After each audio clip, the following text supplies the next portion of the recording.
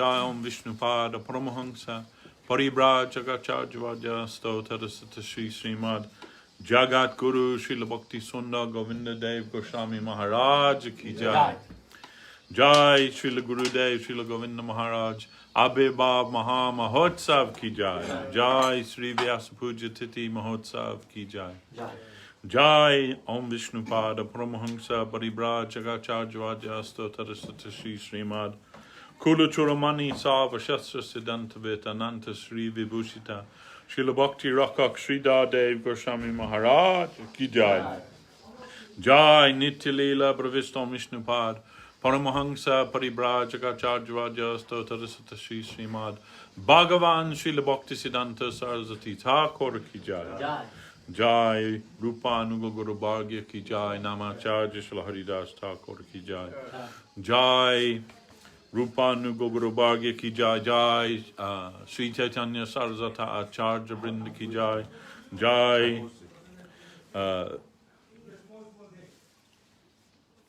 Harinam Sankirtan Ki Jai. Jai Sri Chaitanya Saraswata Mat Ki Jai. Jai Seva Rupa Ki Jai. Jai Bhakta Brinda Ki Jai. Jai Nitai Gaura Premanandi. Hari Hari Hari.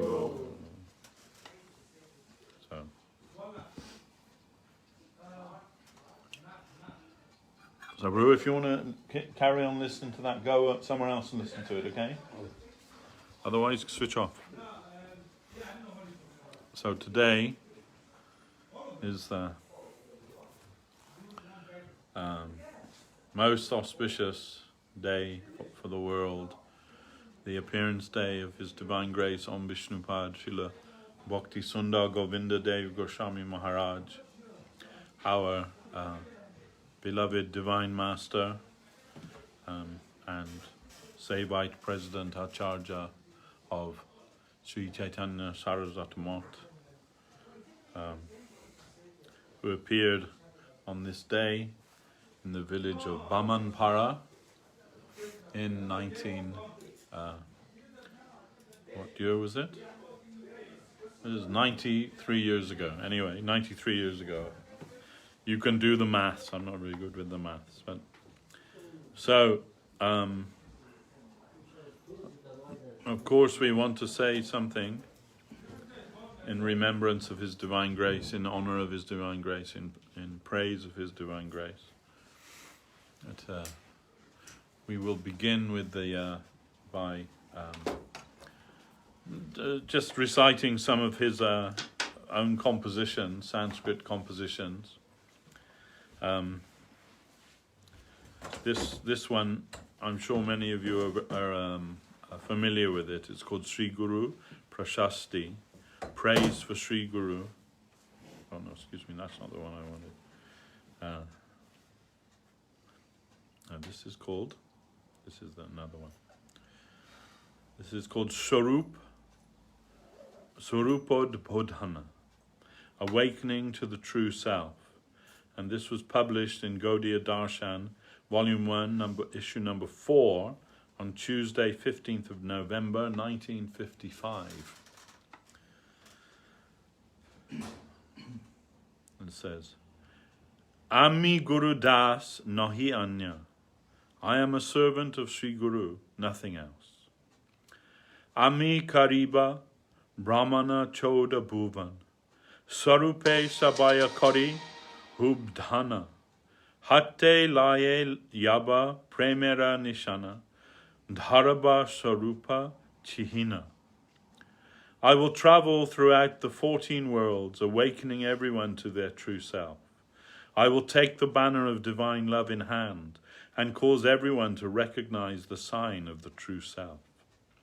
Ami Chadaba Shakale Sarva Dharma Koriba Churna Jnana Okarma Rachiba Vishala Bhakati Haramya Guru Dasa Nahi Anya. I will induce everyone to abandon all their duties. I will demolish all exploitation and renunciation. I will construct a grand palace of devotion. I am a servant of Guru, nothing else. Ami Bhangiba Chanda Lagaba Danda Vachalera mukha kariba banda. Mrityure dari dani bhachanda. Nahi kapatata dhanya. I will break the customs, bemuse everyone, shut the mouths of the garrulous, hold back death, and distribute good fortune to all. I will do so humbly, without deceit. Se Mahabharatera Mahan Parva, Jahara Prakashe, Heeche Karajva, Dekeba Tahara Asima Garba, Kaitabe Korikina.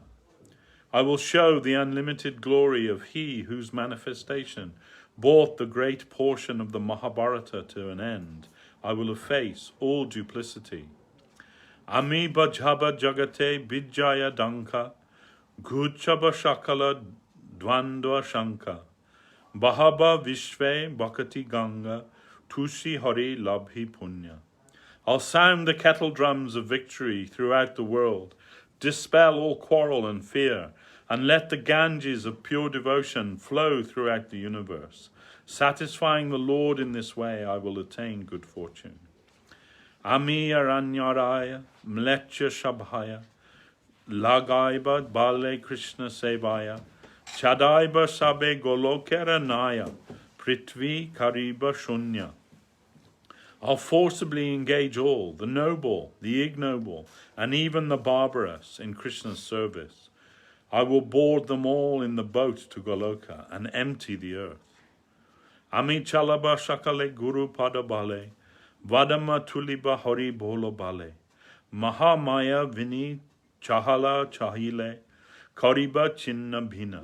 I will guide them all by the power of my Guru's feet. I will hoist the boat sails by the power of chanting the holy name. If Mahamaya presents any illusion, I will cut it asunder. Ami chinmaya dame chalai batori, chaturbuja habe jata nara nori, stavara jangama sabe labi hori, habe deva deva manya. I will drive the boat to the spiritual world, and all the men and women will assume divine forms. All moving and inert beings will attain the Lord and become worshipable even to the gods. Sabe eka porichaya, dibe porichaya, labibe swarupa amritamaya, pujibe Sri Hari dibe jaya jaya, nehari haiba dhanya. Everyone will identify with the same identity, realize their immortal self, worship the Lord, and call out, Jai, Jai. Seeing this, I will be satisfied. Ami Guru Dasa Nahi Anya. I am a servant of Sri Guru, nothing else. There are many compositions that Gurudev made in Sanskrit, and many songs that he wrote as well, but we don't have time to read all of them. Many published in Guru Maharaj's Gaudiya Darshan.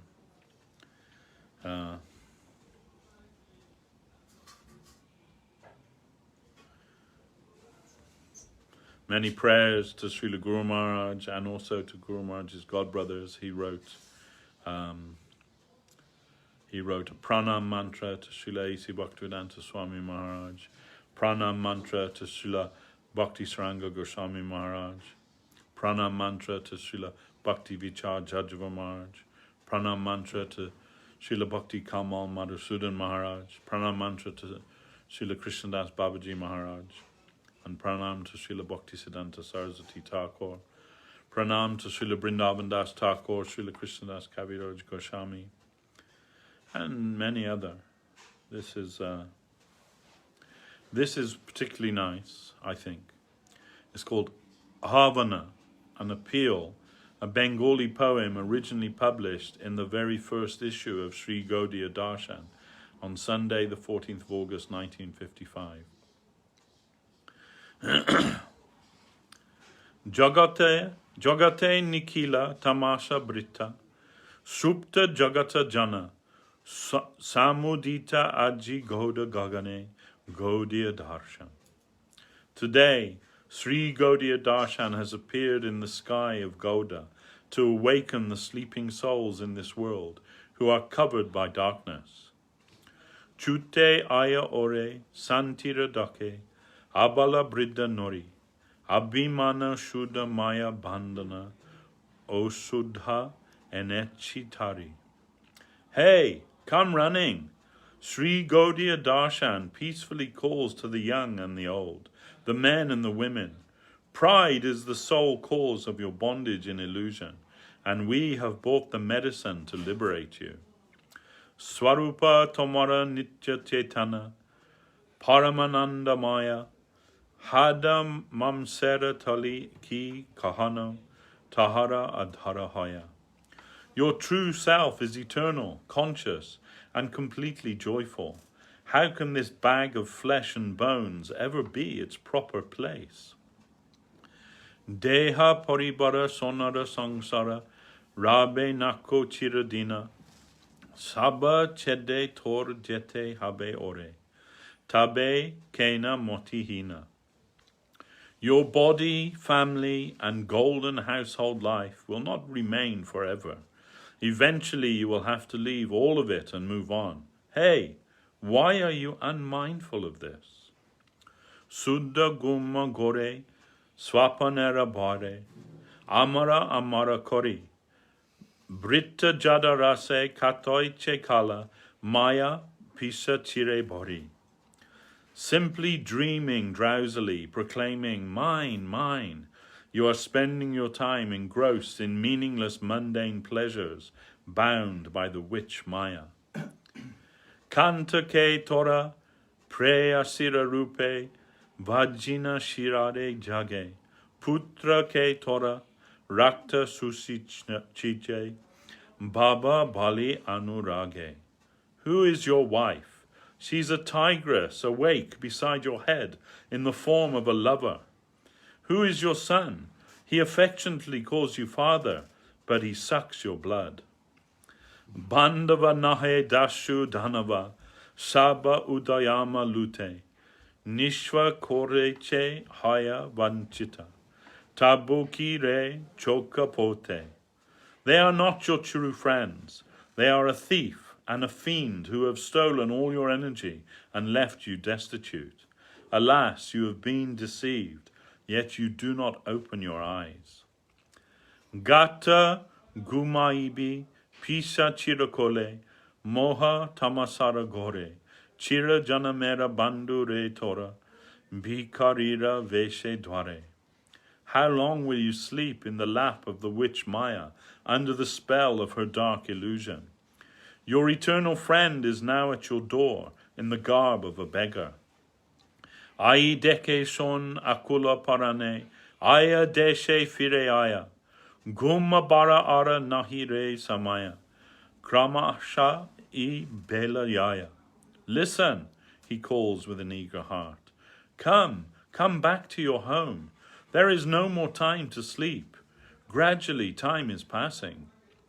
E bhava sagra haite habe para, akula pataramaya, Jamani tarini hok tabu ami, kandari nahi bhaya. We must cross the boundless expanse of this ocean of material existence. Let your boat, your body, be as it may. I am your captain, have no fear. Shoka bhaya tapa bidurita kori, pragyana lokadiya, karma jnanera moha binashya, rakiba sharupe niya. Purnananda chinmaya dame, labhibe apanadhana, gande jahara sajjana gana, mugda pagalahana. I will drive away your lamentation, your fear and suffering with the light of transcendental knowledge. I will destroy the illusions of exploitation and renunciation. I will establish you within your true self and take you to the complete, joyful spiritual plane. There you will realize your own wealth, the scent of which astonishes and maddens the sadhus.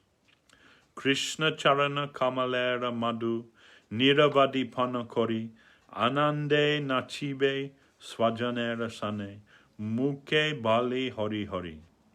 There you will endlessly drink the honey from Sri Krishna's lotus feet and dance in ecstasy in the company of your true friends, calling out, Hari, Hari. All right, well, there's many, many more, but we'll pause there for now. Srila Gurudev was the son. Let me just turn this around.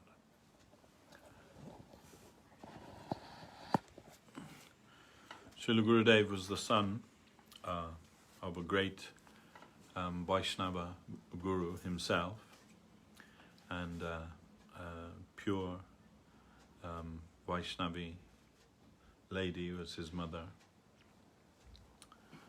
and his mother prayed to Lord Shiva for a son. He told us, Gurudev told us, when she prayed to him, she said, if you give me a son, I promise that one day he will be a sannyasi. And Gurudev laughed and he said, in Bengal they have a custom where the young man, they take sannyas for a day. And then they carry a staff, and he said, I think my mother was thinking this kind of sannyas. So, but the Lord had a different plan. Nevertheless, he was the oldest son, and when he was born, the day that he was born, as is the custom in Bengal and still at many other parts of India, the maternity room, or actually it was like a hut that was built specially for that purpose, and only the women are allowed to go in there. The men aren't allowed to go in. And so that was happening. Then the baby was born, and an announcement was given to his father, Govinda Maharaj's father.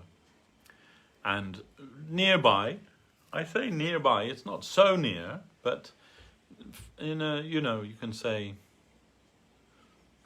maybe an hour's walk from the village. The village, of course, as you know, is Bamanpara. Now it's called Bamanpara. Originally it was called Brahmanpur, because all of the inhabitants there were Brahmins. But over the years, through local dialect, it became Bamanpara. And nearby is the temple of Lord Shiva, which is called Bururaj. And coincidentally, and it is kind of, of course, nothing in spiritual life is coincidental, but it is coincidental that Srila Guru Maharaj's family, Srila Sridhar Maharaj's family, also used to worship at that temple. So it's all within the same sort of area of Gaudadesh, and part of Goramandala. And I wouldn't say it's exactly between, but somewhere in between Hapania, where Guru Maharaj appeared, and somewhere in between Vamanpara, where Gurudev appeared. If you heard from Siddhanti Maharaj, his version was that Guru Maharaj's family and Gurudev's family used to go there for the Sunday feast. Guru Maharaj used to take lotus. Yes, that's right. Every day. So that's not. I don't think they've ever had a Sunday feast at that temple. But anyway. But you're right. When Guru Maharaj was a young man, he would every day after saying his Gayatri mantra and bathing in the pond near his home, he would pick lotus flowers there and bring them and offer to Lord Shiva, who is called Bururaj. Bururaj means the old king, very old, like ancient king. And those of you who've been to that temple will see that his deity is in the ground or under the ground. So when you can see him. If the priest allows you, you can see him, but he's like in a hole in the ground, basically. Anyway, so to this Bururaj, the parents, particularly the mother of Srila Govinda Maharaj, prayed for the son. And then when the birth was announced, then Srila Gurudev's father, he ran. So we hear he ran from their village to the temple of Bururaj, and it said when he arrived, there was no one there. The temple was closed, no priests, no nothing. And, the doors were locked, everything there. So anyway, he bowed down in front of the temple and he made announcement. My son has been born, and then a voice came from the sky, or from the temple, or you can conjecture as to the origin of that. But some divine voice came to his father and said, "No, this is not your son. He is my son. And when you return to your village, you tell the women to remove the lamp black from his forehead, because he needs no protection other than my protection. I will give all protection to him." So, and then the father was, of course, overjoyed to hear such a thing, and incredulous even, but still heard that and returned. And then he told the women there, his wife's sisters, "Did you put lamp black on the baby's forehead?" She said, "Yes." She said, "Take it off." He said, "Why?" He said, "Lord Shiva told, Bururaj told, he is my own son. He does not need any lamp black for protection. I will give all protection to him." Anyway, they were very, everyone was very jubilant. And Gurudev, gradually he grew up in that village, that small village. And his father was a professional kirtan singer. And he would go, he would be, called, "Please come to this function and do kirtan." And people, they would pay him, and he would come. He had a group of musicians, and that they would go there, and they would sing. But they were Vaishnav kirtan songs. His father was like a Kulu guru, was a village guru, if you like, or local guru, and he had many disciples himself, and Vaishnav guru. So then he sang many songs, particularly of Narottam Das Thakur, and others, Vidyapati and others. But mainly, Gurudev said, mainly Narottam Thakur songs. And he said, but he wouldn't let me come to the assemblies, when they would have that kirtan. He said, because he thought that the songs are too high for him. He's just a little boy, and the songs are the subject matter is too high for a young boy. But Gurudev said, but I would hide nearby. Wherever my father was singing, I would hide, climb up in a tree or somewhere, so that I could hear the songs. Or sometimes I would pretend to be studying, and but actually I'm listening to the songs. And he said, this way I learned all the songs of Narottam Thakur and Vidyapati and all the others like this. So, he said, just by listening to my father sing these songs. So, anyhow, then we heard one day his mother, Tarangani Devi, she was walking through the jungle with the baby in her arms, alone. And suddenly in front of her a tiger appeared. And that time there were still tigers in West Bengal. And maybe there might even be one or two. I doubt it, but there might be one or two still. But suddenly she was confronted by a tiger, and very ferocious tiger. So she put Srila Govinda Maharaj, she put him on the floor in front of the tiger, and she said, this is the son of Lord Shiva. And the tiger bowed his head at the feet of Govinda Maharaj and got up and went the other way, leaving him unharmed. And many, miraculous things happened in his childhood. Gurudev said, I was a very naughty boy, didn't like to go to school. He said, my father would send me to school. And he said, I didn't like to go to school. He said, because the teachers would beat me because I was naughty. And he said, so most days I would just hide in the tree near the school and read books and, like this, and not actually go to the school. And he said, if I couldn't avoid the school, I'd get my father to come with me, and my father would just sing to everybody all day. So this way, he said, this way I kind of avoided school. He said, anyway, when Gurudev was about, maybe 12, 13, teenage boy, his father passed away, and they went to live with his uncle. He said, I was at my uncle's house, and he said, my uncle was a very famous stick fighter. In Bengal, there's a kind of martial art where they fight with sticks. And he said, my uncle was his father's brother. He said he was very famous stick fighter, He said, and very, very like manly man. And he said, and then one day, he said he came off the telephone, and he said, and he was standing on the veranda outside and crying and just sobbing. And he said, I never saw him cry like that ever.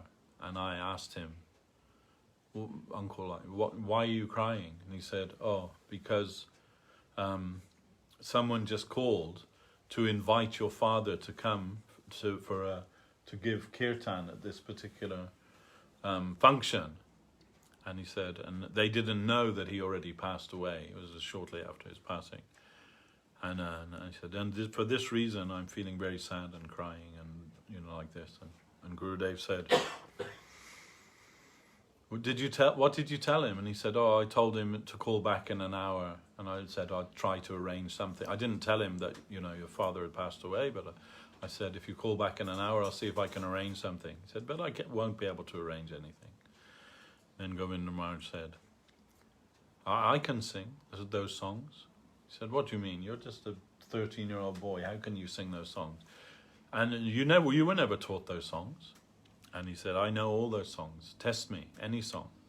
Then he said, then sing this song. And Gurudev sang that song. And not just the perfect words, but the meter, everything perfect. And then this song. And then this song. And then every song he said. And then Gurudev said, my uncle embraced me. And when they called up, he said, he cannot come, but his son will come to fulfill the function. So like this way. Anyway, Gurudev was oldest. Then his next brother was Dhananjaya. And but because Gurudev was oldest, he had to take care of the family. Now his father had passed away, so they're living in their uncle's house. And Gurudev, now he's 17 years old, something like that.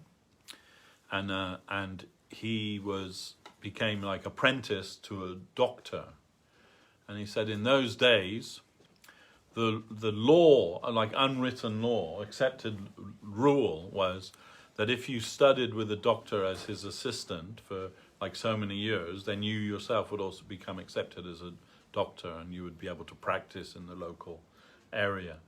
So he said this particular doctor, he had 2 surgeries in 2 nearby villages. And he said, so in the morning, my duty was to clean both the surgeries and get everything ready for when the patients would come. He said, and I would do that every day. And then after when the doctor came and they opened everything up and the patients started coming, he said, then I'd go and play football with my friends. So he said, go in and go and play football. He liked to play football very much. For some years, this was continuing like this. And he said, and in the village nearby, there was a very wealthy zamindar.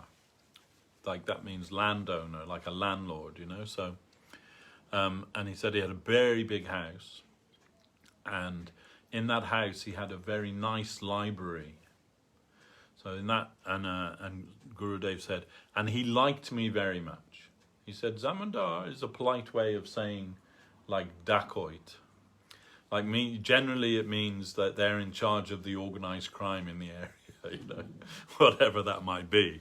So he said he was a dacoit, or gunda, but at the same time he was also religious. He liked, and often he's inviting sadhus to come and speak in his house like this, Said, and he said, and he liked me because I would chat with him, and sometimes I would chastise him and his friends. I would tell them, "Oh, you are all gundas. You're a very bad man," and they would laugh. It was all in like a kind of light-hearted way. He said, so he liked me. He said, so in the evening, often I would go there, and read in the library, like novels and so on. He said, I read in the library, and sometimes I would just sleep on the floor in the library because it's, and they didn't mind. They trusted me, so I just sleep there in the night. Anyway, he said, so often there was some function going on in the house of different sadhus coming, and he said, and sometimes I would attend, sometimes I would, just have a look in, so to say. He said, but one day, some sadhus came, and they were going to give Bhagavat talk for 5 nights. And he said, I went to the first evening and I realized, these aren't like the other sadhus. They're not like the sadhus that I've seen here before. These are different sadhus. Anyway, these sadhus were the disciples and followers of Bhaktisiddhanta Saraswati Thakur. And they'd come from Guru Maharaj's mott in Navadvip.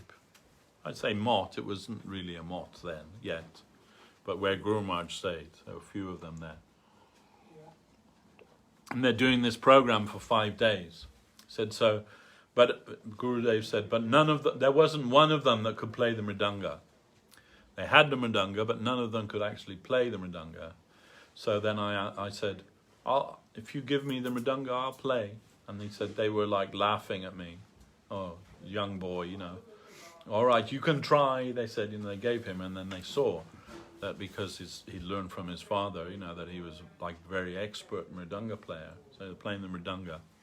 And then he said, one brahmachari there, one of the brahmacharis there, he said he took a shine to me, like he liked me, and he thought, if we can like recruit this boy, that'll be very good for our mott, for our mission. And so he tried to do that, and he said, Gurudev said, and every night they're brainwashing me. He said, these sadhus speaking all this nonsense. Your mother is nothing, your father is nothing, this whole world is nothing, only Krishna is real. And he said, this way they're like washing my brain, he said. And he said, although I tried to object, I couldn't deny what they were saying was true. Said, so then after a few days, this brahmachari, he said, why don't you come with us when we go? Why don't you come with us and you can meet our guru?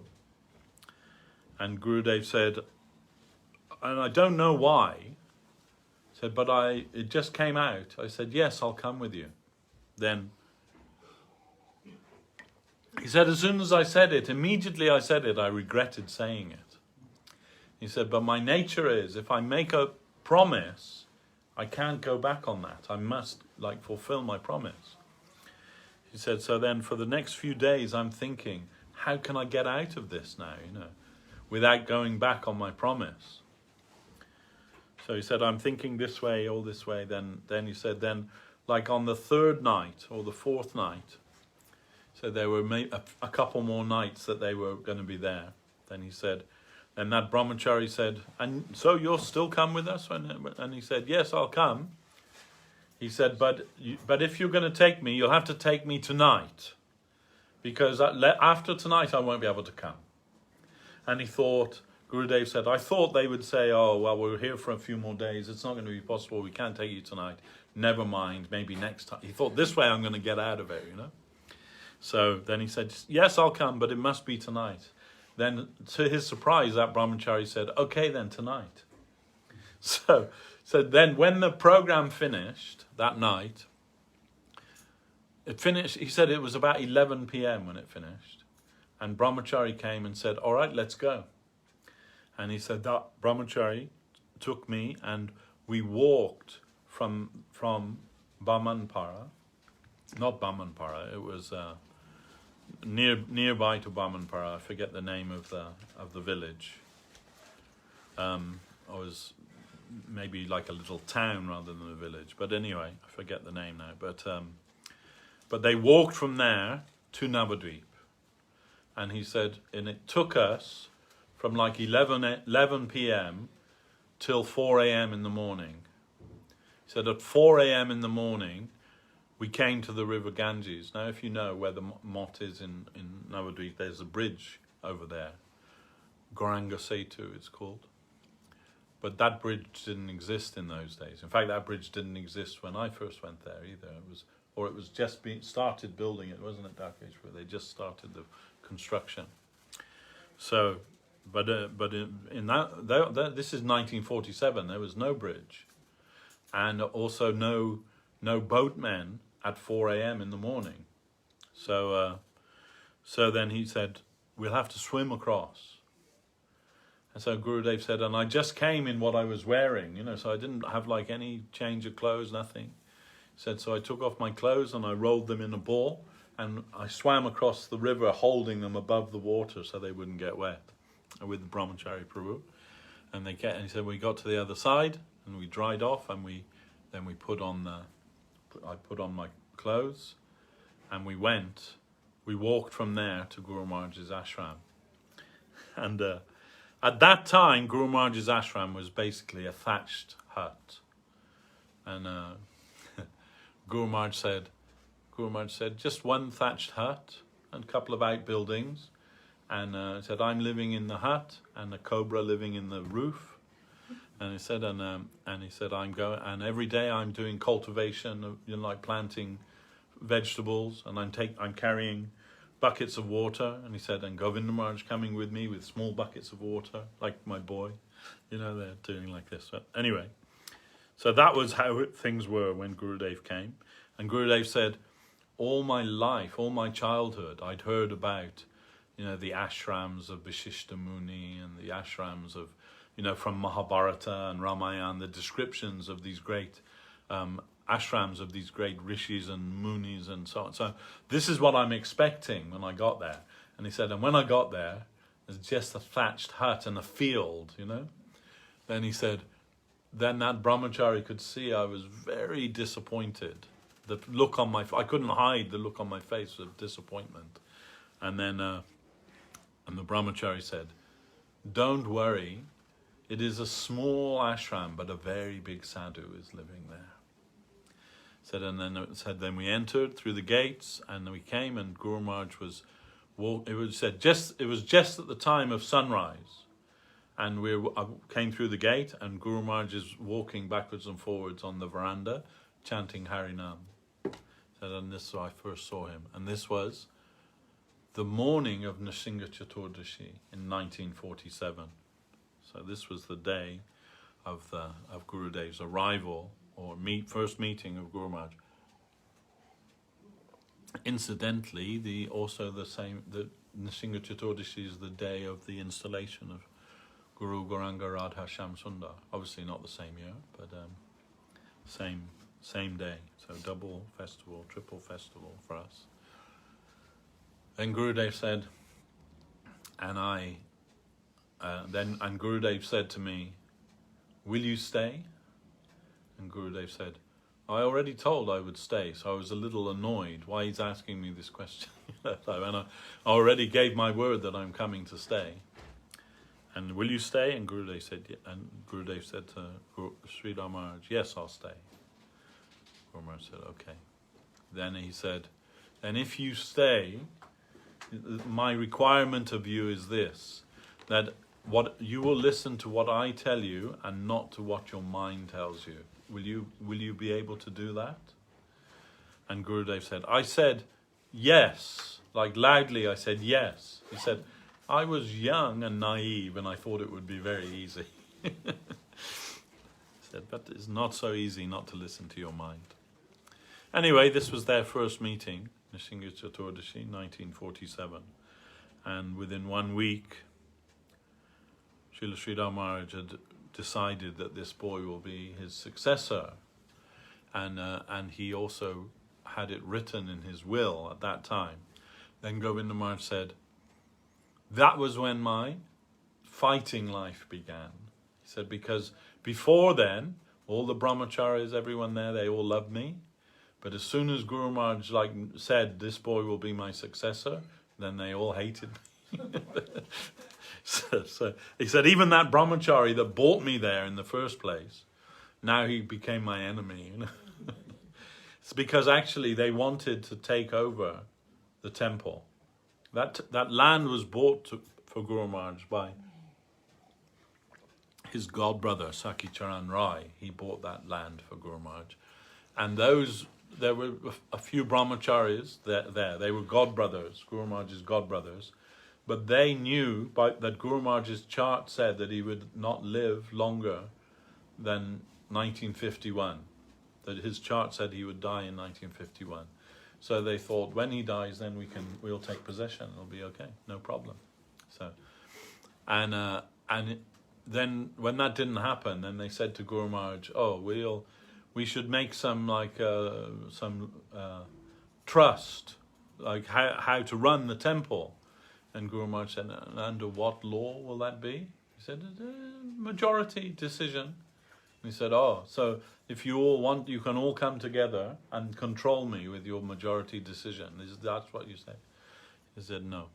So I left the company of my godbrothers to avoid this kind of business. And in the end, they had to pay those brahmacharis to leave. That was Bhakti Doita Madhav Maharaj, Bhakti Kamal Madhusudan Maharaj, and Bhakti Vichar Jajava Maharaj. They all gave money to Guru Maharaj. And other godbrothers also, they all gave money to Guru Maharaj to pay those brahmacharis to leave Guru Maharaj's temple. So it's nothing new. All this politics is nothing new, unfortunately. Anyhow, so Gurudev was there since 1947, and so many devotees always giving so much honor to him. Krishnadas Babaji Maharaj telling Guru Maharaj, look after this boy, he's a very special boy. And so many others, recognizing his Vaishnavata. And Guru Maharaj also obviously recognizing that. So, and from that time until Guru Maharaj's passing, Gurudev was with him. You know? Then even after he married, he's not spending time with his family very much. He's spending most of his time with Guru Maharaj, much to their unhappiness. But what to do? Guru Maharaj was very attached to Gurudev. So much so that sometimes, like if you go from the mott by rickshaw to the train station, you have to go through the little market, and it's quite a little roundabout journey to when you get there. Okay. Then, but if you go by foot, you can go up by the bridge and along, and you can get there in like double quick time. So anyway, if Gurudev had to go for some duty to Calcutta, then he would go by the rickshaw. But before he got to the train station, Guru Maharaj would tell Hari Charan Prabhu or someone, go and bring him back. And Gurudev would say, this would happen so many times that Guru Maharaj would not allow him to leave.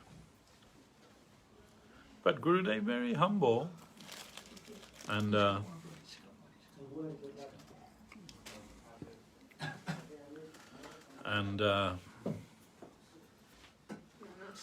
not making any kind of position for himself or anything. He's considering himself servant. You can read in his, what's that, memoirs that what was it called? Golden Reflections. Very nice, that is, very nice. He's telling how sometimes he would be angry with Guru Maharaj and would decide to leave. And then he would say, but before I leave, I have to go and say goodbye to all the trees and the plants that are growing in the motte. And and he said, when I got after going around all the plants and the trees, he said, then I couldn't leave because I was too much bound by affection. And he uses that expression. Guru Maharaj bound me by affection. I couldn't leave. Even the plants and the trees, I was so much affectionately attached with them, I couldn't leave there. Even when I was very angry with Guru Maharaj, sometimes. Their relationship was very unique relationship. More than just guru-disciple relationship, you can say. And when we came, we didn't really realize that. We didn't know who he was. But we knew he's we just thought he's the manager of the temple, We don't really know who he is or, what his position is. Except we got a few hints sometimes from Guru Maharaj. I think the first hint was that when Guru Maharaj is there and, he's got all these big sannyasis sitting around him from ISKCON or from Gaudiya Math or, and they're all sitting around Guru Maharaj, rapt, listening to Guru Maharaj's lecture. And Govinda Maharaj is sitting in the corner, reading the newspaper, very kind of casual, like that, And I remember seeing that, and I was thinking, this is a little bit odd, isn't it? But then I noticed that if Govinda Maharaj isn't there, Guru Maharaj is not making any decision about anything. Someone will come, we should do this, or make some proposal. Guru Maharaj would say, when Govinda Maharaj comes, we'll decide. And Gurudev was white clad, but they're calling Maharaj. They're telling Maharaj. And we asked Guru Maharaj, why are you telling Maharaj? He's not a sannyasi. Then why are you telling Maharaj? And Guru Maharaj said, because I consider that his service never leaves the Nirgun plane. So, okay. That was like a hint, who he is, like a hint. And then we heard some things, especially when Guru Maharaj, we're just rank and file devotees. We don't know anything about the internal goings on of the temple or anything like that, We didn't know that. At least I didn't know that it was in Guru Maharaj's will that Govinda Maharaj would be his successor or anything. We just were there for Guru Maharaj, We didn't even really, we just thought he's another devotee living in the temple with all the other devotees, and of course worshipable and, revered to us. I remember seeing how playful he was, That I was close friends with Guru Maharaj's secretary, Badrinarayan Prabhu, at that time. And his wife was Anuradha. And so often I would be in their cottage with them, And so one day I'm just hanging out, so you can say, in the cottage, we're just talking. Anuradha's making something for us to eat, And then suddenly I feel some water on my face. Looking around. And then I see Badrinarayan, he's got some water on his face and he's looking around. And then when we look around, we see Govinda Maharaj by the door. He's got a water pistol shooting us with the water pistol. This way, this was kind of how I got to know him, and see what a very affectionate, humble, and playful Vaishnava he was, even then, So, but many times we heard these things, Then finally, in 1986, Guru Maharaj told us all, I'm going to give sannyas to Govinda Maharaj and I'm going to make him my successor. He's will become the acharya of the mott. And it was kind of out of the blue for most of us. Maybe not for those who were in Guru Maharaj's inner circle or whatever, but it was kind of surprising. No one was unhappy or anything, but we were surprised, especially Guru Maharaj still there, So But that was also very deliberate. He told us, he said, my Guru Maharaj never named any successor, and there was much, turmoil after his disappearance, much infighting, and people wanting to proclaim themselves as acharjas, or to take this property or take these men, or so many things we know. The history. It went on 10 years in the court, High Court of India. There were court cases for 10 years went on after Saraswat Thakur. Some devotees were murdered. Some devotees went to prison. It was very turbulent time. And Guru Maharaj said, I couldn't just leave like a coward. He said, I had to do my best to try and purify from within inside. He said, but finally I saw it was hopeless, and so I left. But anyhow, so all that's going on, and after Saraswat Thakur, so Guru Maharaj, he said, then I decided a very long time ago that when I make this mott, I will appoint a successor, acharya, for that. And he made that acharya for 40 years. He trained Srila Govinda Maharaj for that point. It is unique. There is no other example of that that compares to that. It was very deliberate, and for 40 years, Gurudev was molded and trained by Guru Maharaj. Then, so then this day he told, today, tomorrow I'm giving sannyas to Govinda Maharaj, and we didn't know then what the conversation was, but he told to Srila Govinda Maharaj, tomorrow you must take the chair, Acharya's chair, or I'm leaving the world. I'll leave the world. And as he'd said this to Govinda Maharaj many times before, and Govinda Maharaj had said, no, Maharaj, choose somebody else, and I'll serve them. I don't want to do it, please, I don't want to do it. But Guru Maharaj was insistent, and Guru Maharaj said, no, if you don't accept, tomorrow I will leave the world. And not only that, I will shutter the temple, and I'll send the deities to Puri Maharaj. That was Guru Maharaj told that. And then Govinda Maharaj said, Maharaj, I am your goat. You can cut my tail or you can cut my throat, whatever you want to do. I belong to you, like your goat, your sacrificial goat. Then next day that ceremony was performed.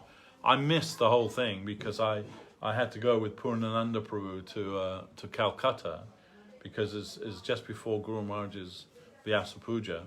So we went to Calcutta to buy flowers. So when we came back in the afternoon, the ceremony and everything had just finished.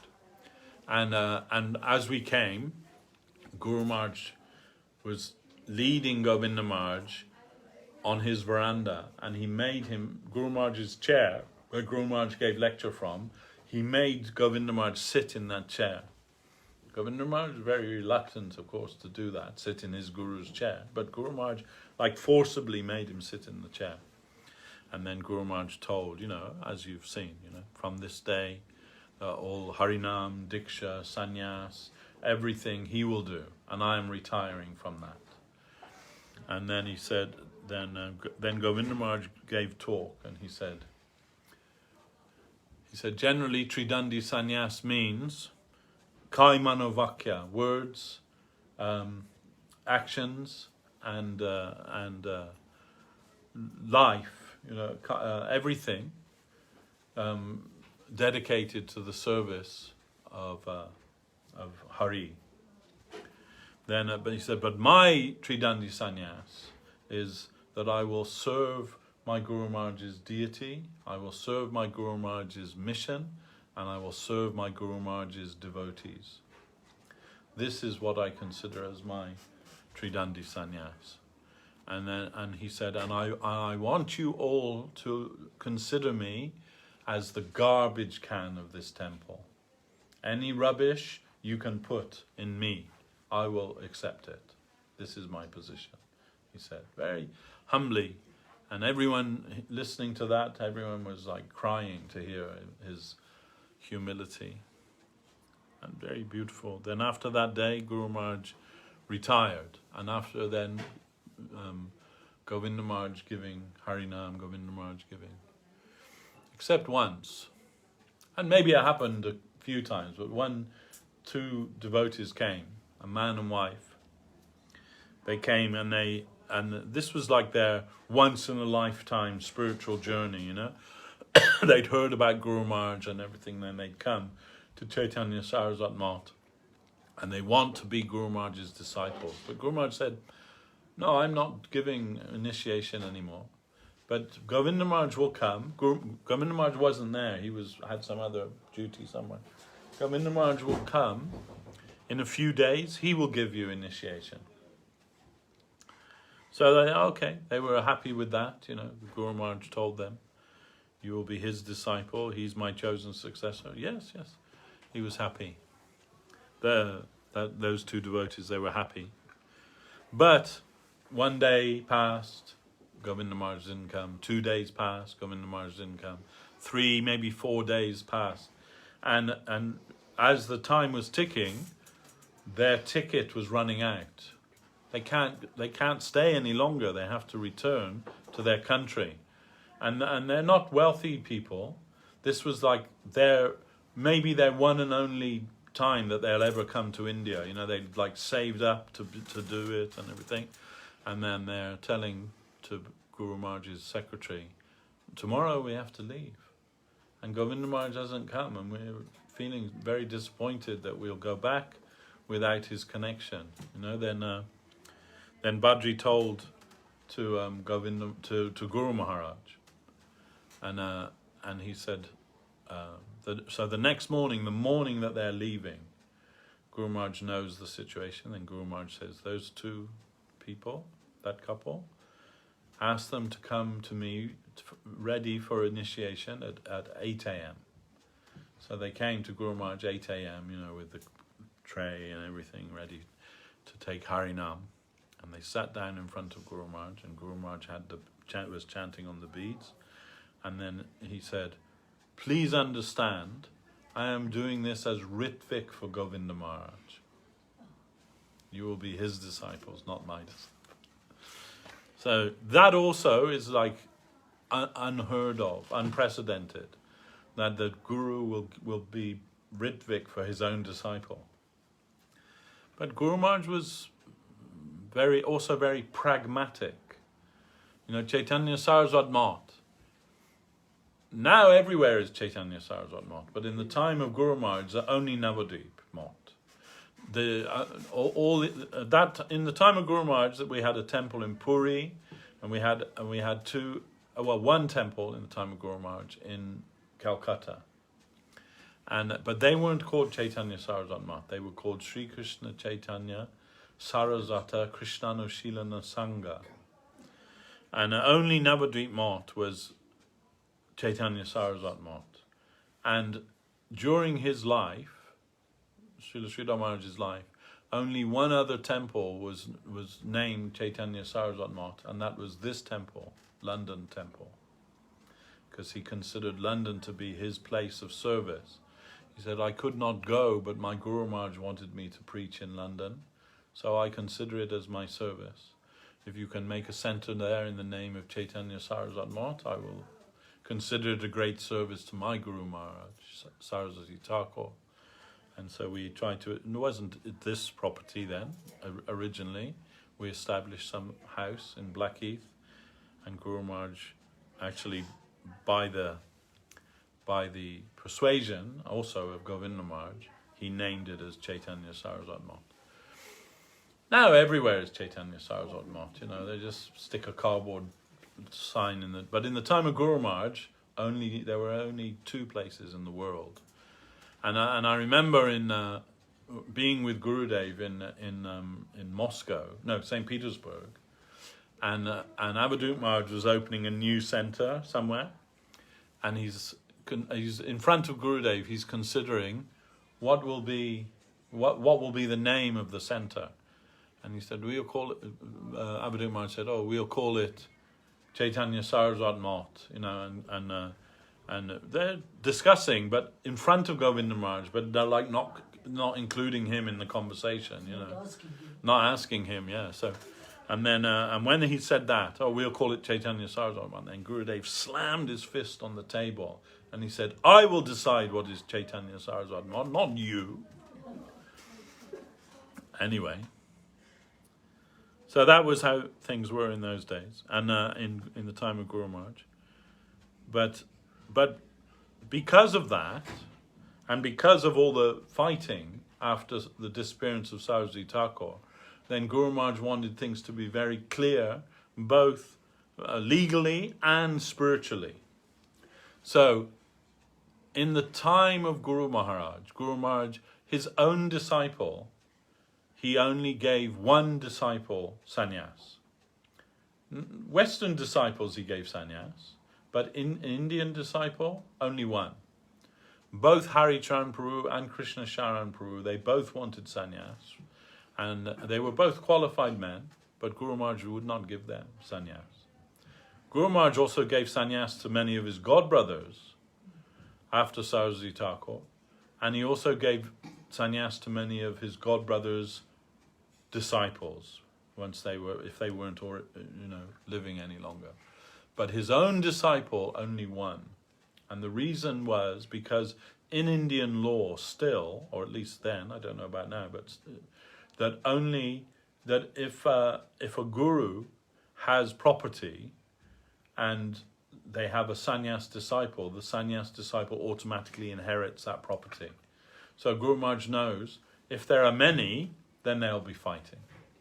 Then I only want Govinda Maharaj, it'll be Govinda Maharaj, so I don't give sannyas to anyone else. And he didn't give sannyas to anyone else. No, he's saying his own disciples. Keshav Maharaj is his godbrother. He gave sannyas to his godbrothers, but not to his own disciples for that purpose. And also, he established Srila Govinda Maharaj as the Acharya of the mission 2.5 years before his own passing. Again, in Indian law, if something is established for over 2 years, it's irrevocable. So Guru Maharaj, that's why Guru Maharaj did it. He didn't say, after my passing. He did it while he was still living, and that was purposeful also. All of these things. But not only that, it wasn't just like an ecclesiastic decision, something that to protect the property. That was also there, of course. But we heard directly from Srila Sridhar Maharaj. I heard maybe 3 things directly from him about Govinda Maharaj. One was, he is more qualified to be the Acharya of this mott than I am. Srila Sridhar Maharaj taught that. Govinda Maharaj is more qualified to be the Acharya of this mott than I am. He said, because I am a back-pushing man, Guru Maharaj is saying. I like to be in the background and push other people to the front. But he said he can deal with the world. And I do not like to deal with the world, which is not a good thing for an Acharya, to be a reclusive nature. So that was one thing I heard directly from him. And then the other was that we always consider that his service never leaves the Nirgun plain. And the third thing I heard from Guru Maharaj directly, Govinda Maharaj is a natural Paramahamsa. These things I heard. And also I was witness, and others witness, Jagadananda Prabhu, he was also there, I remember, that one evening, just before, I think it was after Govinda Maharaj was being given sannyas and the chair, we saw Guru Maharaj took Bhakti Sudhir Goswami Maharaj by the scruff of his neck and pulled him to him, and he said, promise me you will help and serve Govinda Maharaj. Promise me. And also, when Gurudev disappeared, we had a letter from Jayadvaita Swami from ISKCON. And Jayadvaita Swami said, just after Govinda Maharaj had been established, he said, I visited with the god brother, another sannyasi, I don't know who. And he said, at that time, Sridhar Maharaj asked us, you both please bless him that he can do this service as the Acharya of this mott. Anyway, we see it was Guru Maharaj's desire, very fervent desire. And I can say, with my hand on my heart, I say that, I had association of Srila Sridhar Maharaj for 6 years. And I was a kid then. So, how much of that association was actually beneficial to me, how much of it was I able to take advantage of, if you understand what I'm saying. 6 years. And, but Guru Maharaj is a completely different person to Govinda Maharaj. You couldn't just go and sit in Sridhar Maharaj's room with him. It was impossible. Absolutely impossible, Then, and in fact, Guru Maharaj used to say, oh, you may say Sridhar Maharaj is cruel, but I say to you all, you have to go and live somewhere else. You can't live with me. So how do you consider that you have a good association with Sridhar Maharaj? Well, only through the books, isn't it? No, I had some time with Guru Maharaj, and Guru Maharaj was very kind to me, merciful to me, because I was friends, bosom friends with his secretary, Badri Narayan Prabhu. So every afternoon, Badri would give Guru Maharaj massage, and sometimes he'd let me be there. I'd just sit in the corner, I wouldn't do anything. You haven't seen his photo. Who, Badri Narayan Prabhu? Yeah. There are pictures with him. I've seen your picture. Yeah. But anyhow, I was just one of many in the time of Guru Maharaj. I didn't have any special relationship with Guru Maharaj. Don't claim to. But I knew you don't go up to Sridhar Maharaj's room unless he's giving a talk or there's an initiation or some ceremony happening. Then you can go and hear from him. But otherwise, it's off limits. You just don't go there. Maybe when you first arrive, someone will take you to say, "Oh, Devashis Prabhu's come," or like that. But otherwise, you didn't go. Like Dayanidhi Prabhu will tell you, he went up one day. He just thought, "I'll just go up, see if Guru Maharaj is there." He went upstairs, and Guru Maharaj was sitting on his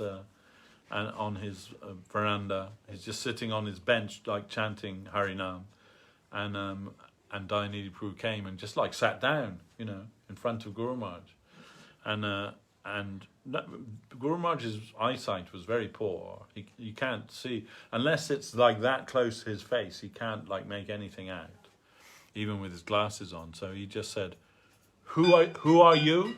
Who are you?" And he said, "Oh, I'm Dayanidhi Das, I'm your disciple, I'm this. And he said, "What are you doing here?" And he said, "Oh, I just came." And he said, "No, you can never come here." He said, only if you have asked permission of someone, then you can come. But otherwise, you cannot just come here. Now go," he told him. Now go. Dismissed him. Dayanidhi Prabhu will tell you. That's my recollection exactly how it was, but he'll tell you exactly how that happened. So, but Govinda Maharaj totally different to that. Govinda Maharaj, his door was always open. Even when his door is closed, his door is open, if you understand what I'm saying. So, and after Guru Maharaj's disappearance, I came to the temple, to Navadvip Mott, and it was very strange, the whole thinking, oh, the temple here, but Guru Maharaj's not here anymore, So I went to his room, but his room's empty, now it's like a kind of memorial, and Govinda Maharaj's room's over there. So, and I don't know Govinda Maharaj so well. And so I went up to his room, and if you remember his room in Navadvip, it was open. When you go through the door, it's open. But it wasn't originally like that. There was a corridor going down there. Now that was knocked down when the devotees used to come to take darshan. But originally there's a corridor and a door going into his room. It's something like this, I suppose. So you can't see his bedroom, but just kind of face. But it wasn't like that at that time. So I went up there and he's taking breakfast with his friends, right? So his friends like Udamanyu Prabhu and Aravinda Lochan Prabhu, you know, from South America, and he has some friends, you know, that have known him for a long time, and they're all taking prasadam together, some breakfast prasadam, and I'm feeling very shy, you know. So I just sat outside, like against the wall of the corridor by the door, you know, and I'm just listening, kind of eavesdropping on their conversation. It's just friendly, you know, breakfast conversation, you know. And Gurudev always telling something about Guru Maharaj, or, you know. So I'm just sitting there. And then every day I'm just going up there at that time. Then the next one, maybe the second morning, Gurudev realized someone's sitting outside the door, you know. Then he asked his koka, that was Bimalananda Prabhu, his name was Bimalananda, his servant boy. He said, who's there? He said, but, you know, like, ke? Like in Bengali, who's there, you know? And then I realized he's asking that, like he's asking who. So I just poked my head around the door and I said, oh, it's me, Maharaj, Devashis. And he said, oh, Devashis Prabhu, come on in. What you doing sitting out there? Come on in, you know. Get him a plate. And, you know, then I had breakfast, and then every day I was having breakfast with him, you know, and that was like how I became kind of accepted, if you like, I suppose. But the point I want to make is, right, is that from my perspective, two things. One is that Sridhar Maharaj wasn't a come on in and get a plate sort of person, you know. He never took prasadam with the devotees, always alone. He took prasadam. Haribol. You get a chair for Vishanteshwari Day. Then, so although I am just a kid, you know, and Gurudev's a man, you know, like Gurudev used to joke with me and he'd say, you don't become a man till you're over 50, you know. So you're just a boy till you're 50. Because he'd say, how old are you? And I'd say, oh, 24. And he'd say, you're just a boy, you know. He would laugh at me, you know. But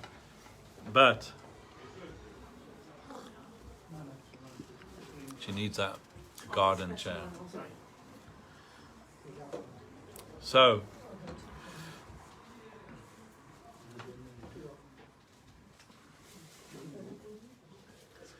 So we had some association with Guru Maharaj for 6 years, and you know, I had some relationship with Guru Maharaj, but I mean, once when I've been away for some time and I came, and Guru Maharaj forgot who I was, you know. So, you know, then I felt terribly bad about that, you know. But and I even foolishly asked Guru Maharaj, what does it mean if the Guru forgets who the disciple is? And Guru Maharaj just said, what of it, you know? What of it? He remembers whatever he needs to remember. So 6 years we had association of Srila Sridhar Maharaj, but over 25 years we had association of Govinda Maharaj, if including that time also. 25 years, you know, we had the association of Govinda Maharaj. So then I can say that, as I said, like initially I didn't really even know who he was very much. But I can say over the years, of those 25 years, substantially, he became my spiritual master. Substantially, I will say, even more substantially than Srila Sridhar Maharaj. And I don't think that that's like offensive to say that. Sridhar Maharaj is my Dikshu Guru, and of course, I love and cherish him and honor him, worship him. But my real relationship with Krishna consciousness is through serving Govinda Maharaj. And my relationship with Srila Sridhar Maharaj is through serving Govinda Maharaj, because what I learned about Srila Sridhar Maharaj through Govinda Maharaj was much more than I learned directly serving him for those 6 years. So when the Gnan starts with the Sri Guru, and then Krishna, and it expands. Without Guru, we can't. No, Guru is everything. That is fundamental. Fundamental to spiritual life is accepting a Vaishnava Guru. That is just fundamental. But Krishnadas Kaviraj Goswami, he right at the beginning of Chaitanya Charitamrita, he says Isha Gurun. So that doesn't mean that only one Guru. There can be many Gurus. There can only be one Diksha Guru, but Shiksha Guru there can be many. And but that also doesn't mean like a jungle of gurus, you know. Guru must also be in the same line. I mean, not necessarily formally, but the same line of conception. You know, like, and Srila Govinda Maharaj said, chastising Goswami Maharaj, he said, yes, you have made this book, Sri Guru and His Grace, and very important book. He said, but you should have made one chapter at the beginning called Chastity to Sri Guru. See, because in one sense what you've done is just saying it's okay to go shopping here, there and everywhere. But it is not like that. It is not like that. But it does take some maturity and sincerity on behalf of the disciple to be able to recognize Sri Guru. That here that same flow is coming that I found in him, in, you know, like Guru Maharaj says, the Guru is not a photograph, you know, not like a photograph of some. Then, you know, somebody said, oh, Prabhupada said, if my disciples don't go, I'll come back until they're all liberated, you know, is that? And Guru Maharaj said, but Guru may not always come as the same person. You have to be able to recognize the current of that Guru. Then, I met Prabhupada, I took this last morning, but then I was drifted and I said, what to do my job, man. And he said, what you doing every night? The little kitchen cabinet. And then eventually Gurudev came and I said, now I got a break. Most of the people used to call Gurudev, see, Govinda, Prabhupada has come, Prabhupada. Gurudev never left his Guru ever. no, Neither even Sridhar Maharaj. no. Leave Guru and go to other Guru. No, but he did honor Guru Maharaj's godbrothers as his Guru. As his Guru. I mean, you know, he honored everyone. Yeah. But some of Guru Maharaj's godbrothers he considered like Guru. So, you know, and that's right and proper. But not just formally, as a formality, but he recognized the Vaishnavata in those. You know, it is offensive to think that any Guru only has one good disciple. You know, that means that Guru's pretty much impotent. You know, they'll say, oh, Saraswat Thakur only one good disciple. That was, you know, whoever they say it might be. But that's foolishness, you know. Even that person who they say was the only good disciple. When somebody said, your rascal godbrothers, he said, my Guru Maharaj didn't initiate any rascals. You know, so you know, sometimes the devotee, the Guru may refer to his own godbrothers with that tone, maybe sometimes. But the disciple must never think in that way. And not only that, I mean, not only did Srila Govinda Maharaj observe that, he also felt that.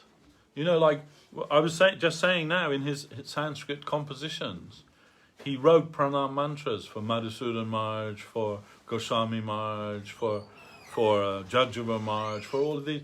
It isn't just hyperbole. It isn't just like he was a good Sanskrit scholar and a poet, he could compose it. No, these were like expressions of his own heartfelt appreciation of these Vaishnavas. So it is true that Gurudev would say, I am a one master dog. He would say that, you know, but it doesn't mean that as some people think, that means that's a license to offend everybody else, you know, in the name of chastity to Sri Guru.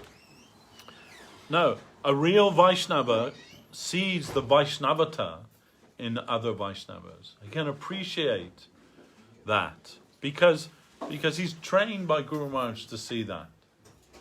he sees that in Guru Maharaj, and he sees that in Guru Maharaj's godbrothers, and sees Guru Maharaj's affection for those godbrothers. Then, in that sense, he was perfect as a disciple. And he would say to us, we never thought, oh, he's his disciple and he's his disciple. He said, that never happened in the time of Guru Maharaj.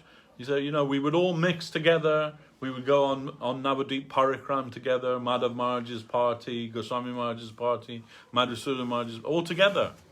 And he said, and no one's thinking, oh, that's Madhav Maharaj. We're not thinking like that. It just doesn't even come in our consciousness. And Guru Maharaj would say that. We're all Mahaprabhu's men. And why necessity of so much formality? No, and that's how it is. And also we always felt that in the time of Gurudev.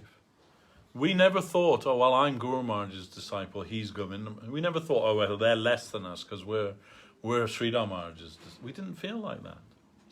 And I can also tell you, in the time of Guru Maharaj, I heard this from Guru Maharaj, or actually from Govinda Maharaj.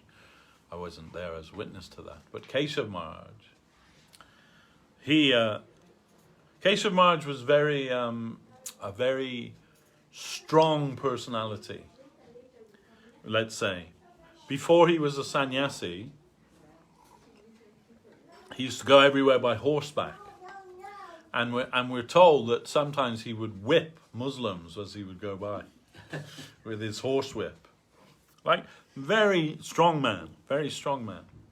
And one day, some godbrothers came to him who had some beef, let's say, for want of a better expression, some quarrel with Srila Sridhar Maharaj. And they said, we're going to his mott and we're going to make some trouble. We're going to do this. They had like some plan to go there. And they said, will you also come? And they're thinking they can recruit him, And Keshav Maharaj said, no, I will not come, but I will be there at the gate, and you will have to kill me before I allow you to enter the gate to cause disturbance to Sridhar Maharaj, because I consider him as my guru. So, this is Vaishnavata. Godbrother of Guru Maharaj. He's Guru Maharaj's godbrother, but he's seeing him as his guru. Like Prabhupada wanted him, he said, I can't give you, but you have to go to him. Yeah. Bodhayan Maharaj, a couple of years ago, I was listening to a lecture of his here when he was visiting London. And he said, he brought up this topic and he said it's tribalism.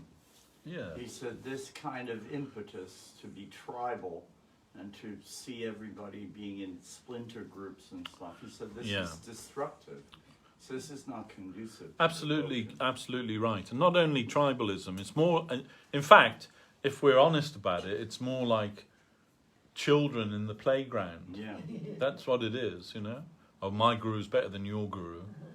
My dad's tougher than your dad. Yeah, that kind of It's that kind of thing, yeah. And it's absolute foolishness, and it's against Bhakti. It's against Bhakti. Gurudev said it wasn't even a question, like who is your Diksha Guru wasn't even a question. That we've all come under the banner of Mahaprabhu. And really that's how things should go forward, That's how Mahaprabhu's mission must go forward. That not, say, everyone's saying, it's non-sectarian. But some of the biggest sectarian people are devotees. Yes. We've seen it. So such sectarianism. It's kind of a distortion of the groups in the spiritual world. Yeah. Like the Gopi groups. But they function as one despite their different sort of role playing.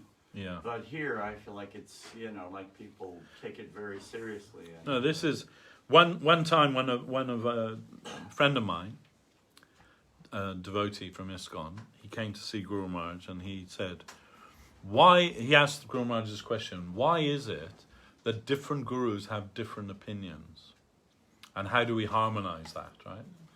So Guru Maharaj said, there's only two reasons why gurus would differ in their opinion.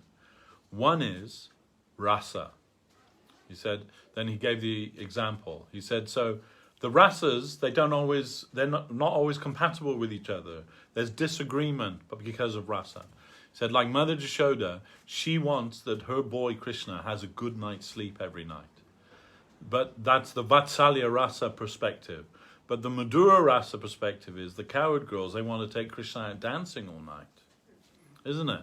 So there's a clash there, a disagreement there, but that's based on rasa. He said, the other reason why there's disagreement between gurus is anartha. Anartha, yeah. So it's not just because somebody's a guru doesn't mean that that makes them perfect. You know, Guru Maharaj says 3 different types of guru. So he said that there's the Mahabhagavat devotee who's situated in the spiritual world, and it's okay, and extending their hand to help us here in the material world. That's the highest type of guru. So then there's the Madhyamadikari guru, 1 foot here, 1 foot there, and helping us. Come on, let's go there. Let's go there. And then he said, then there's the Kanishta Adhikari guru, both feet here in this world, but his eye to Vaikuntha. And he's telling, let's go there, let's go there. He said, it doesn't mean because he's a Kanishta Adhikari, he can't perform the function of guru. If that's what's available, then that's okay. And you know that, and there will always be those different classes of guru, and it's not even that straightforward. You know, there's Kanishta, Madhyam Kanishta. You know, like there's a whole variety of variegated positions, if you like. Like every person has a different nature. Yeah, like that. Yeah, but we should try not to focus on that. But we should try to see the inspired side of the Vaishnava. Because that in a nutshell, that's Srila Sridhar Maharaj's definition of the Guru, is the inspired side of a Vaishnava. So it is not, you know, that they have to be perfect materially, that they have to be, you know, like Superman or something, you know. As long as what they're preaching is pure and they don't compromise with that, then they can do that function of Sri Guru. They can do that. And if they have no ulterior motive for that. But Gurudev and Guru Maharaj always taught, Sridhar Maharaj used to say, oh, okay, Govinda Maharaj, you can go and learn from Swami Maharaj, Bhagavad Gita. He didn't mind. Of course. And Govinda Maharaj also was teaching people. Even his student, he was writing Pranami Mantra for Acharya Maharaj. Yeah, So, you know, he was teaching to love everyone. You don't see, oh, I am higher than you because no, that's the point that Gurudev was making, that in the time of Guru Maharaj, that conception was absent there. You know, when no one's thinking he's his disciple, but everyone thinking like they're Mahaprabhu's men. This is Guru Maharaj himself. That was his. We are all Mahaprabhu's men. Why the necessity of so much formality? So that should be our thinking. Otherwise, it's like I say, it's childish playground enviousness. You know, it's the hallmark of Kanishta Adhikari Bhakti, that you're thinking that that my guru is the best guru, your guru is no good. You know, like this is foolishness, absolute foolishness, and it reflects more on the devotee than it does on the guru. It doesn't reflect on the guru. It's just their insecurity that they have to try and make their guru look better by making your guru look in a worse light, you know. It's sort of institutionalized bhakti. It is, yeah. Where one is dependent upon a particular group or some sort of institution for the sake of security, you know? Yeah, and that's, of course, in one sense it's natural that we are tribal by nature, but it is counter to real devotion. Real devotion doesn't have these kind of barriers, and but it does require some maturity on behalf of the practitioner to be able to see that.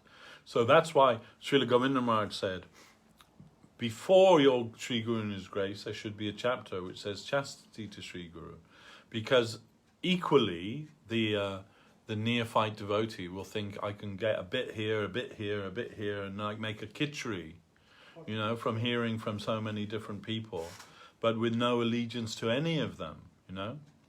So that's also a Kanishta Adhikari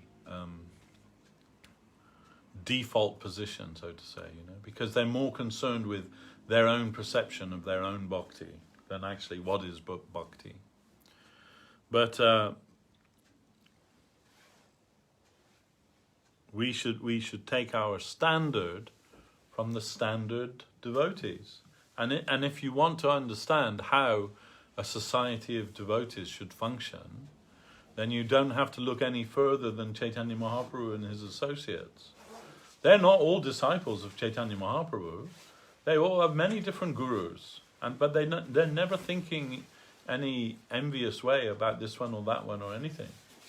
They're continuing, but they're all Mahaprabhu's men. And this is what we see in Chaitanya Charitamrita.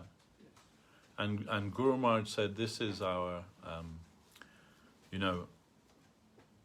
our ethos. Everything is based on Chaitanya Charitamrita. Guru Maharaj said, the greatest book ever written in all time, in all space, in all history, anywhere, Chaitanya Charitamrita. And why Guru Maharaj and also Saraswati Thakur give preference to Chaitanya Charitamrita to Chaitanya Bhagavat doesn't mean Chaitanya Bhagavat is inferior, but Chaitanya Bhagavat is all Leela.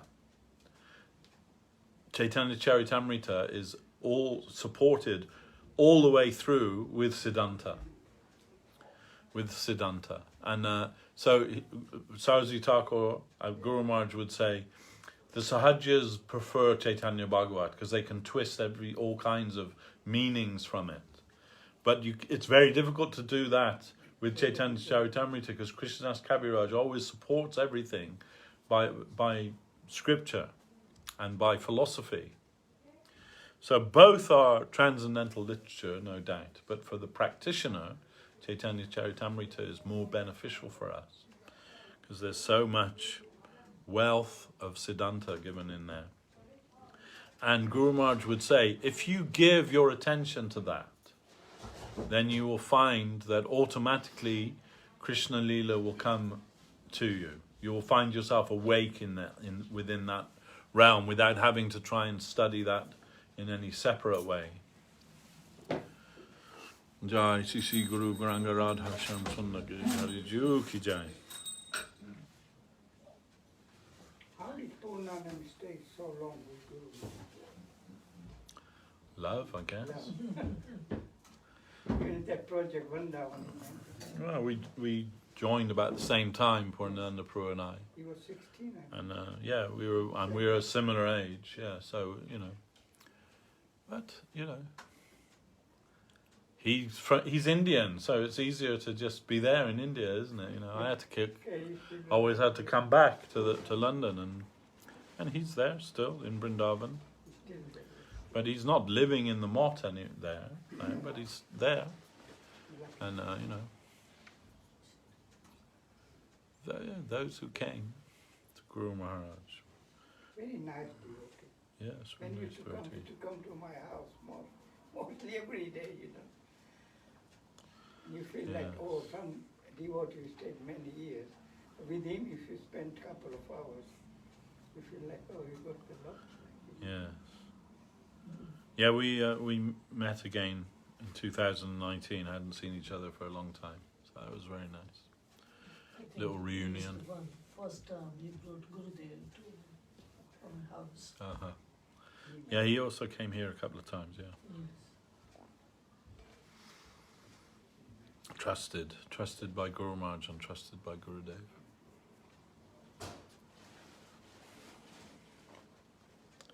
So, now they're making the offering, so we should do some Guru Puja, I think, huh?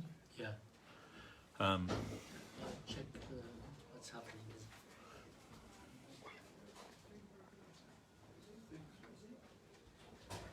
So, yeah, we can flowers. Okay. It's not a garden. Oh yeah, okay. It looks like a garden. There's some flowers. Yeah, that's it. There's some puspanjali. I put it both sides. So it looks like. I feel like And Gurudev was very mystical person also. very affectionate. Very affectionate, but also very mystical. I saw many mystical things with him. And he was very concerned that the devotees will not go away. Like one time, one sannyasi insulted me here, and I didn't care so much. But that next morning, I didn't come to see Gurudev. And Gurudev called me out. Why haven't you come? And I said, oh, no, I'm take care of some things. I'll be there later. And he said, oh, I thought maybe it was because such and such Maharaj said that to you. And I said, no, Maharaj. He said, I noticed it. Don't worry, I noticed it. But he was very like that, you know, very concerned for everybody, and doesn't want anybody to go away disappointed in any way. And even once, that's why you would almost never see him give chastisement to anybody. And also, he would not order anybody to do anything. Just a few that he knows, because he would say, and if I order him to do it, and he doesn't do it, then he'll be making Guru Aparad. So better I don't ask him, because I know he won't do it, you know. So better I don't ask him. So that was so that it was very rare that you would see him tell somebody, do this, you know, you have to do this, or, you know, only those who he had some, and more than that, those who he had some confidence in, but more than that, he very rarely chastised anybody.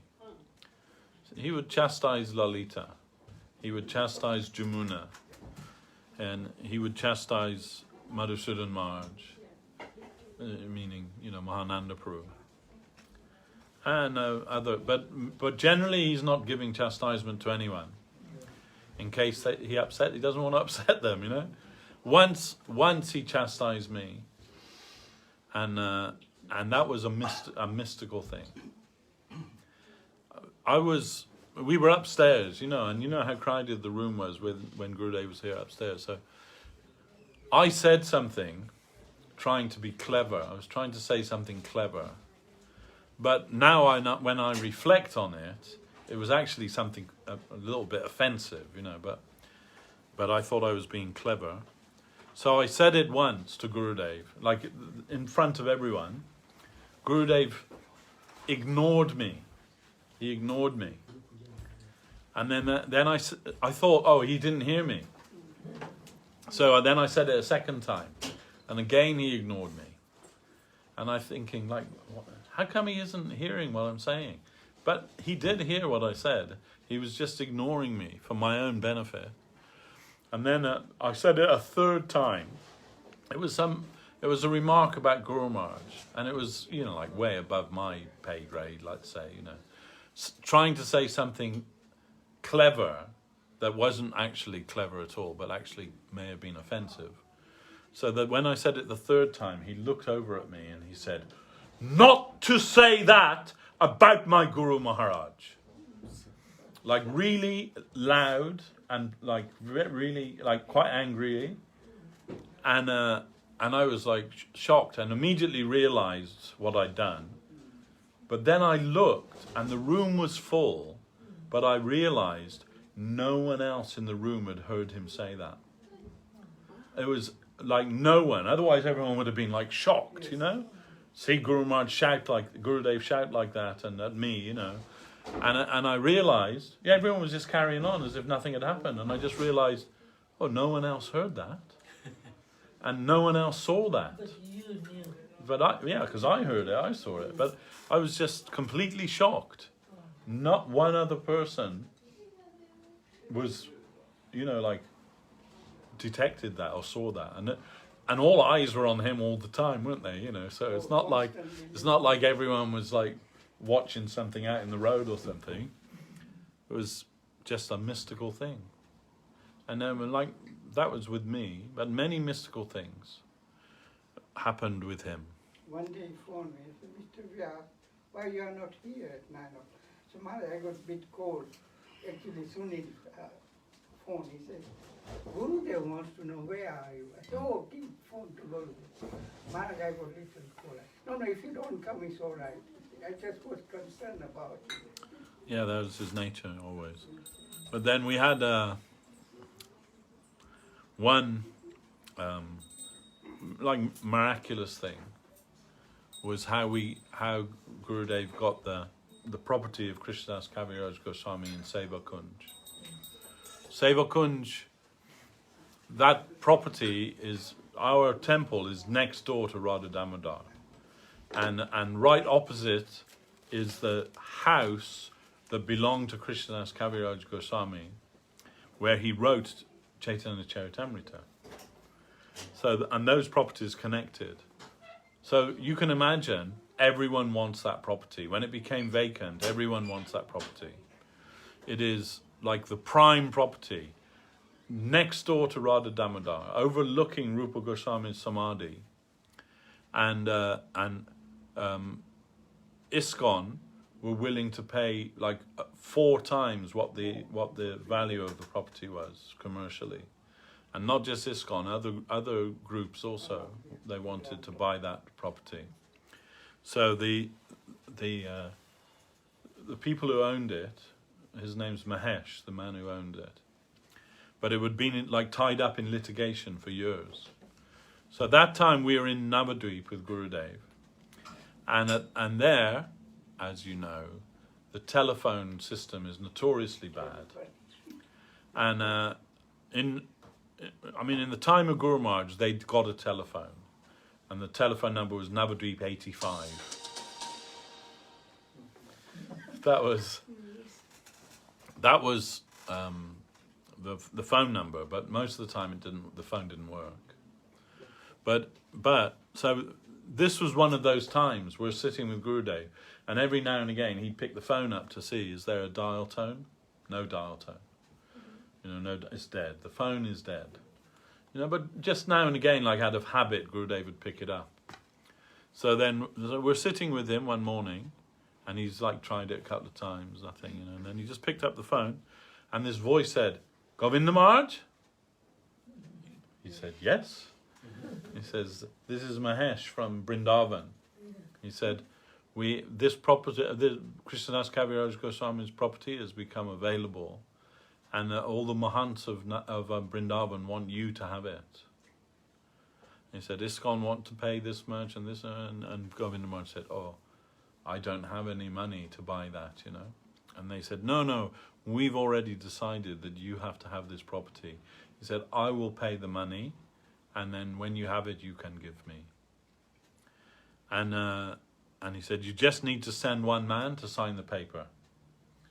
And Purnananda Prabhu, who was in Vrindavan at that time, he went and signed the paper, and that property became the property of Gurudev. And then then he put the phone down. He told us what had happened, and then when he picked the phone up again, it's dead again. So this is kind of like a miraculous thing. Of course, you can say it was just a chance happening, but we don't think anything like that happens by chance. And it's so beautiful, that temple.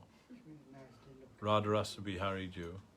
The small deities were already there, Radharasa Bihari, before, and Gurudev wanted big deities for the, for the temple that was being built there.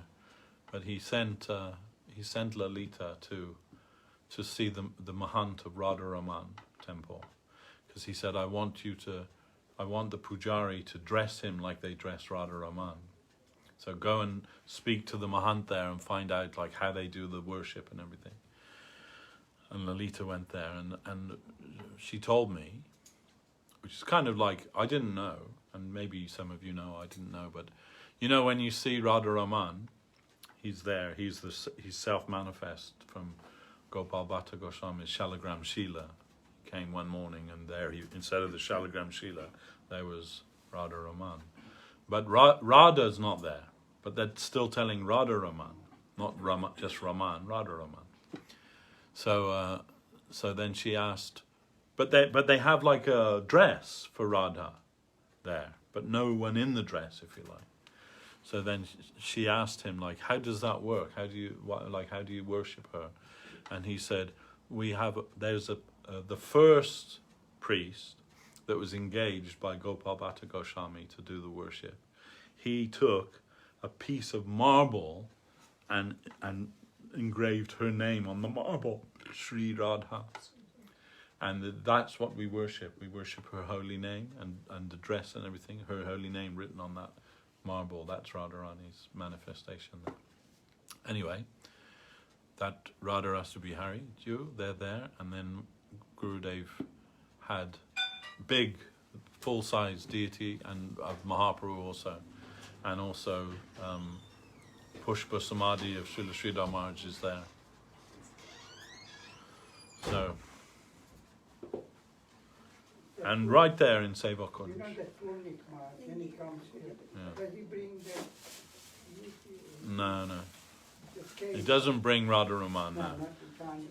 He may have a replica that he brings, or a photograph that he brings. All right, so we shall do Guru Puja now. Jam Vishnupad Srila Bhakti Sundar Govinda Dev Goswami Maharaj ki jai. Jai Srila Gurudev Vyasa Puja Maha Mahotsav ki jai. Jai Vishnupad Srila Bhakti Rakshida Dev Goswami Maharaj ki jai. Bhagavan Srila Bhakti Siddhanta Saraswati Thakur ki jai. Rupanuga Guru Bhagya ki jai. Namacharya Sri Haridas Thakur ki jai. Jai Sri Harinama Sankirtan ki jai. Nitai Gaura Premanandi. Hari Hari Bol.